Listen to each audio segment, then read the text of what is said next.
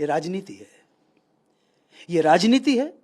और इसमें उन कमजोरियों का तत्व है जिन्होंने हिंदुओं का शोषण करके उसका लाभ उठाया। और हिंदू कभी एकत्रित नहीं हो सकता। अनुशासन होना बहुत जरूरी है हिंदू का। अनुशासन से एकता आएगी, तभी हम शत्रु का सामना कर पाएंगे।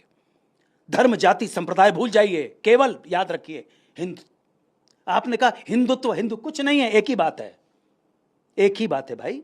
और मैं आपसे बोलता हूं, वो लोग थोड़ा हिचकिचाते हैं बोलते हुए, शर्म आती। शर्म किस बात की बे? क्यों शर्म करती? अच्छा, शर्म क्यों कर रहे हो तुम? 130 क्रिश्चियन राष्ट्र हो सकते हैं, 56 इस्लामिक राष्ट्र हो सकते हैं, 10-11 कम्युनिस्ट राष्ट्र हो सकते हैं, 9-10 बुद्धिस्ट राष्ट्र होता है, तो हिंदू राष्ट्र क्यों नहीं हो सकता है? होना चाहिए। प्रॉब्लम क्या है आपको? कोई प्रॉब्लम नहीं है।